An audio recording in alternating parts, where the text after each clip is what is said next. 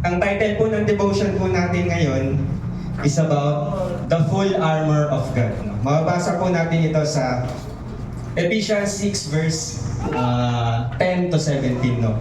So, bakit po sinabing full armor of God? No? Dahil aware naman po tayo na itong Ephesians ay sinulat ni Apostle Paul. And itong sulat niya sa Ephesians chapter 6 ito ay inahalin tulad niya ang mga Kristiyano bilang isang mga sundalo. Tama po ba tayo po ay sundalo ni Lord? Amen. So, pagpasok pa lang, pagising pa lang po natin sa umaga, no, meron na po agad na battle. No, tama po ba? Pagpasok niyo pa lang po dito sa church, meron na po agad battle. So, life is full of battle po. At ang battle na pinag-uusapan po natin dito ay hindi po physical, kundi spiritual. No?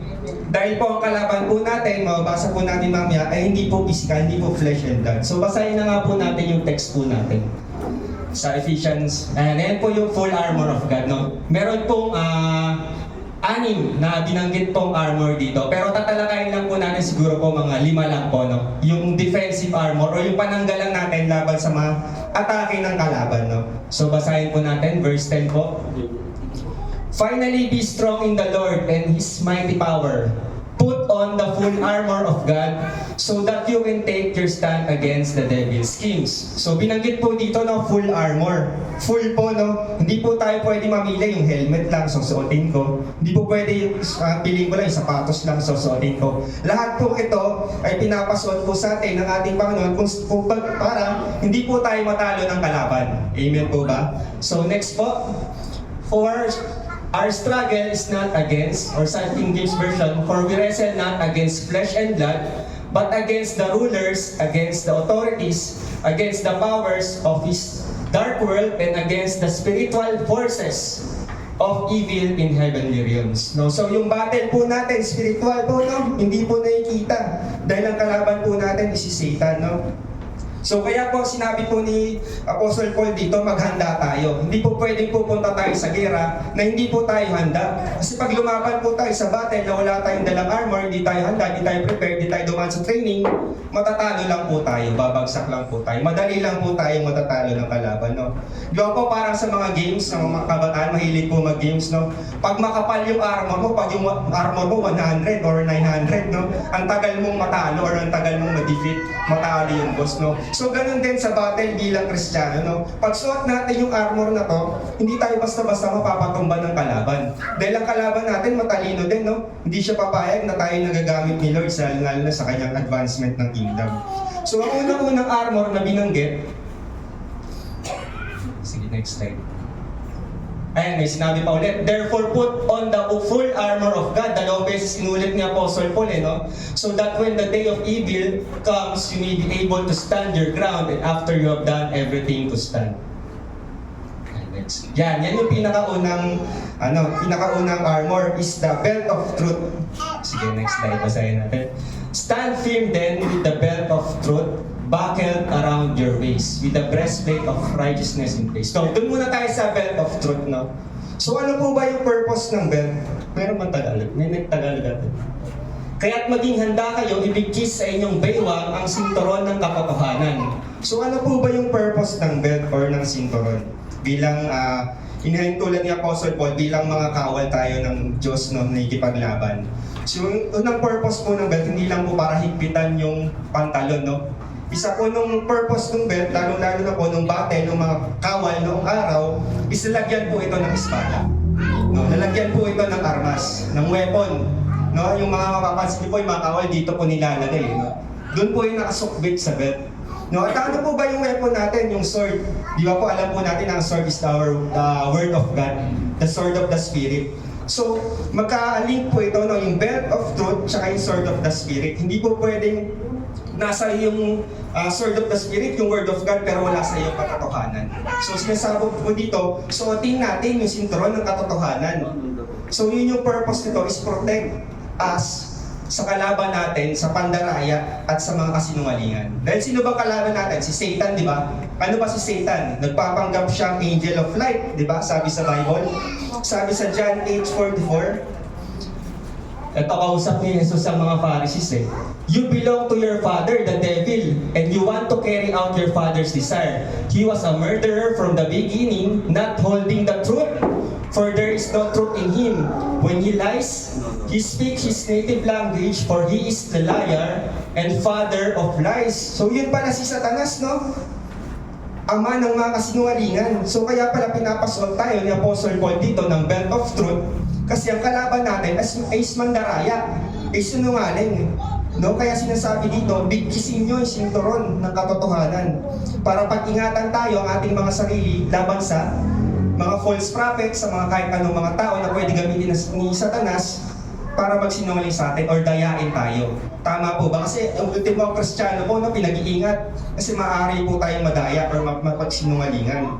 No, kaya po nasabi ko, no, si Satanas po nagpapanggap na angel of light. Tinawag rin siya old serpent, no, na dinisid niya si Eva at Adan. So kaya nga po tayo pinagsusot itong sinturon ng katotohanan. Ano po ba sabi sa John 14:6? Sabi po ni Jesus, di ba? Jesus said, I am the way, the truth. Di ba po? Sabi, truth, siya po ang katotohanan. Opposite siya ni Satan na puro kasinungalingan. Kaya pinagsusuot tayo ng sinturon ng katotohanan dahil ang Diyos natin ay ang katotohanan. Jesus is the way, the truth, and the life. No one cometh to the Father but by Him, di ba? Yun po ang sinasabi ng banal na kasalutan. So yun po yung unang pinapasuot sa atin, belt of truth. Kasi po ito ang foundation ng lahat ng armor. Kailangan nasa niyang katotohanan. Dahil bababaliwala lahat ng ibang armor kung hindi ka totoo, kung wala sa iyo katotohanan. So pangalawa po, bibilisan ko na lang po, no? Breastplate of righteousness. Yan, nabasa din po natin kanina, pero basahin po natin ulit. Stand firm then with the belt of truth buckled around your waist, with the breastplate of righteousness in place. Sa Tagalog po yan ay tinatawag na at isuot sa dibdib ang baluti ng katuwiran. Ayan. So baluti, yung may kaninang picture, may kita natin. Ayan, yan yung baluti, no? Yung pinakadamit, yung armor. Ano po ba pinoprotect ng baluti? Sa sa physical na pandirigma, no? Ang pinoprotect po ng baluti is yung puso po. Kaya po sinabi sa dibdib po eh. So ang baluti, pinoprotektahan niya po yung dibdib, yung puso. Ano po ba meron sa puso, no? So ang puso po, ang sinasabi po dito sa Jeremiah 17:9. The heart is deceitful above all things and beyond cure. Who can understand it? Ang puso ay mandaraya sa lahat ng bagay at walang lunas. Sino ang makakaintindi nito, no? So yung puso po nire-represent po nito yung ating mga desires, inner desires, ang ating passion, ang ating mga motives, ang ating mga kagustuhan, no? Kaya po pinag-iingat po tayo dito ni Apostle Paul kasi ito ang target ni Satanas, ang ating puso. Alam niya ang iyong kahinaan. Ang pinakapaborito mong kasalanan, alam niya, kaya doon kanya titirahin. Kaya pinagsusot tayo dito ng breastplate, baluti para maprotektahan ang ating puso. Baluti ng katuwiran. Kaninong katuwiran po ba? Sa atin po ba yun? Hindi po, kasi sabi sa Romans 3:10, walang matuwid, wala kahit isa. Pero ang katuwiran ito ay galing kay Jesus Christ. In-impute sa atin, mababasa po natin ito sa 2 Corinthians 5:21, no? God made Him who had no sin to be sin for us, so that in Him we might become the righteousness of God. Ayun, ulitin ko po. We might become the righteousness of God. So yung baluti ng righteousness yun ni Kristo. At dahil tinanggap natin si Kristo, hindi na yung kasalanan ang nakikita sa atin, kundi si Kristo Jesus nga. Amen po ba? Kaya po pinag-iingat po tayo ng ni Apostle Paul dito, at sabi pa po sa Proverbs 4:23, no? Above else, guard your heart, for everything you do flows from it. Kasi may kita mo ang tao kung ano yung puso niya, no? Pero mandaraya ito. Maaaring kala mo mabait, pero deep inside, maaaring dinadaya ka lang. So nakikita ng Diyos ang puso, no? Ang tao hindi. Pero kaya nakikita ng Diyos ang puso, alam niya yung motibo mo, alam niya kung bakit ka nag-church, alam niya kung bakit mo ginagawa ang isang bagay, no? Kaya pinapasuot sa atin itong righteousness, no? Breastplate of righteousness, no? Kung nang sa gayon mapagtagumpayan natin ang atake ni Satanas laban sa ating mga puso. Amen po. So pangatlo po, no? Dagdag ko lang po, wala po sa slide. Sa Matthew 6:33, favorite po na verse natin, no? Seek you first the kingdom of God and His righteousness, no? Hindi lang po kingdom of God ang hinahanap, kundi ang inuuna, kundi ang righteousness din po, no? Maaaring ibigay mo lahat ng pera mo sa simbahan, pero ang moralidad mo bagsak, ang karakter mo bagsak, hindi rin makakalugod sa Panginoon. So kaya po partner po yan, no? Kailangan yung puso, di ba yung puso kung saan nasa pupansa ng kayamanan mo, ang puso mo doon yung kayamanan mo. So ganun din yan, no? Pinag-iingat tayo ng Lord, no? Ni Apostle Paul, na pag-ingatan natin ng ating mga testimony, ang karakter natin bilang Kristiyano. So pangatlo po, shoes of the gospel of peace. Ayan po, sa verse 15. And with your feet, fitted with the readiness that comes from the gospel of peace. Sa Tagalog po, isuot ninyo ang sapatos ng pagiging handa sa pangangaral na magandang balita ng kapayapaan.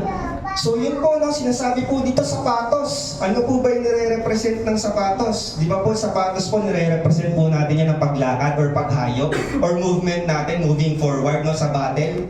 So sinahilin tulad po dito ni Apostle Paul, dapat meron tayong sandalyas or boots. Siguro po, boots po yan, no? Boots po yan, no? Kasi sa paglalakad natin, maaaring makatapak tayo ng paho.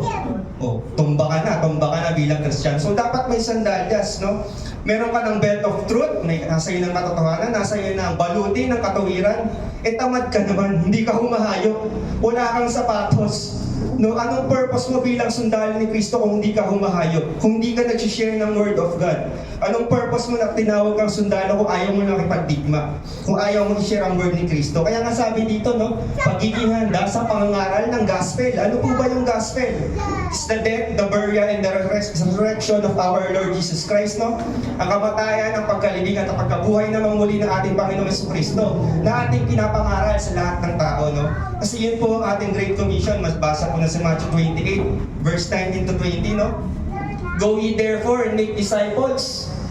Diba? Yun po yung ating Great Commission. Yun yung po utos sa atin bilang Kristiyano, no? Go ye and make disciples. Mangaral po tayo, baptizing them in the name of the Father, the Son, and the Holy Ghost, and teaching them to obey everything I have commanded you. And surely I am with you always in the very end of the age. No? So yun po, isa po yun sa pinapasuot po sa atin ni Apostle Paul, no? Sabi po dito, may pinabanggit pang gospel of peace, kapayapaan. Dapat po kung saan po tayo pumunta, no? Dapat naghahatid tayo ng kapayapaan. Hindi kung saan tayo pumunta, nagiging troublemaker pa tayo. Kung saan tayo pumunta, nagiging tagapanguna pa tayo ng gulo. Dapat lahat ng pinupuntahan natin may kapayapaan, no? Nag-share tayo ng Word of God, no? Gospel of peace nga po, no? So dapat bilang Kristiyano, yun yung isa nating suotin, sapatos sa pagiging handa ng pangangaral ng salita ng Diyos or ng magandang balita. So bibilisan ko na po sa number 4 po. Ang shield of faith, ayan po. Alam naman po natin kung ano yung shield. Basahin po ulit natin. In addition to this, take up the shield of faith, which you can extinguish all the flaming arrows of the evil one, no? So sabi dito, lagi ninyong gawing panangga ang inyong pananampalataya na siyang papatay sa lahat na nagliliyab na palaso ng dyablo. So alam naman po natin kung ano yung nasa isang kamay ng isang sundalo. Isa po yung shield, no? At ano po ba ang ating pananggalang laban sa mga tukso o lahat ng flaming arrows na sinasabi dito, lahat ng pakana ni Satanas o ng kalaban.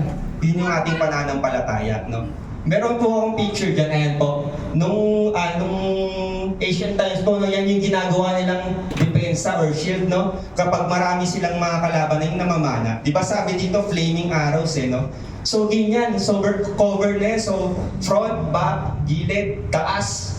Kapag tinira sila ng araw ng kalaban, no?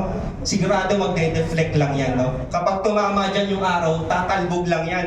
Kasi hindi sila mape-penetrate kasi lahat ng side nung area na yan is covered, no? So ganun din, no? Kapag tayo may shield ng pananampalataya or may panangga ng pananampalataya, tapos nagsama-sama pa tayong mga Kristiyano, di wala nang laban yung kalaban. Ano mang pana na yung gabato ng kalaban, siguradong mapagtatagumpayan natin or madedeflect lang natin, no? Sabi sa Hebrews 11 verse 1, no? Faith is the substance of things hoped for, the evidence of things not seen. Hindi man natin nakikita yung kalaban, hindi man natin alam kung kailan siya atake, pero kung lagi tayong ready, lagi tayong nakasalag, siguradong mapagtatagumpayan natin. No? Kaya pananampalataya, kasi kapag nakashield ka, hindi mo naman makikita kung yung kalaban mo papana na ba o hindi eh. Pero alam mong madedeflect or mapagtatagumpayan mo yung atake niya. Kasi handa ka. At yun yung sinasabi sa atin ng Apostle Paul, dapat lagi nating dala yung shield of faith. Kasi paano mo sumugod ka sa pera, nakalimutan mo yung shield of faith mo. E di sa Paul ka ni Satanas, kung ano mang paana siya siya titira, no? So kaya po tayo pinag-iingat dito, kaya pinapadala tayo ng shield of faith. At ang panglima po, ang helmet of salvation. Ayan po. So helmet po, ano po bang pinoprotektahan ng helmet kahit sa mga nagmomotor po, di ba? Ang ulo po. Ano po ang meron sa ulo? Thoughts, doubts, fear. Kaya nga fearless tayo dapat lalo-lalo na sa utak nang gagaling ang takot. Kaya pinapasuot tayo dito ni Apostle Paul ng helmet of salvation. Basahin po natin, no? Take the helmet of salvation and the sword of spirit is the word of God. So dun mo tayo sa helmet. Sa Tagalog, ayun, helmet din. Helmet ng kaligtasan, no? So bakit helmet ng kaligtasan o helmet ng salvation? Kasi nga, pinoprotektahan tayo sa ating mga isip, ang ating mga isip sa mga takot, sa mga pagdududa, no? Kaya po sinabing salvation, kasi by salvation po natin, assurance po ng salvation natin, sure po tayong ligtas po tayo eh. Sure po tayong pupunta tayo sa langit, sure tayo tinanggap natin ang ating Panginoong Jesucristo. Meron tayong assurance and hope na hindi kaya agawin ng Satanas. So kadalasan po kasi bilang Kristiyano, no, ang tinitira na po ng kalaban, kung hindi ka matira ni Satanas sa puso mo, hindi ka matira sa kasinungalingan, hindi ka niya madaya, hindi ka niya matira sa moralidad, hindi ka niya matira sa katamaran, titirahin niya ang iyong utak. Ultimo nga po, di ba sa Elijah na pag-aralan po natin na depressed. Nagduda kay Lord, no, na baka patayin siya ni Jezebel at ni Haring Ahab, no. So bilang Kristiyano, isa to sa pinapasuot. Tandaan natin, sabi ni Jesus Christ, yung ibon nga hindi niya pinabayaan eh. Paano pa kaya ito tayong mga tao na ligtas, na anak ng Diyos, na mayroong helmet ng kaligtasan. So yun po ang isa sa mga precious gift na mabasa po natin sa Ephesians 2:8 and 9, no? For we are saved by grace through faith. Diba? Not by ourselves, not by works, so no one can boast. No? Itong helmet na to pinapasuot sa atin ng ating ni Apostle Paul para lagi po tayong maging handa, no? Maging focus po sa lahat ng bagay na maaaring, no? Maging aware tayo sa lahat ng bagay na maaaring ibato sa ating ni Satanas. At ang panghuli po, sword of the Spirit, no? Hindi ko na po siguro i-discuss po, siguro po si Pastor Dean na po mag-i-discuss para hindi na rin po masyadong mahaba ang ating devotion. So doon ko na lang po muna puputulin sa 5. Yung 5 po kasi yun po yung defensive armor natin or pananggalang natin laban sa atake ng kalaban. Yung sword of the Spirit po, yun po yung offensive weapon natin, no? Kasi po parang po sa laban, hindi ka mananalo ng puro depensa lang.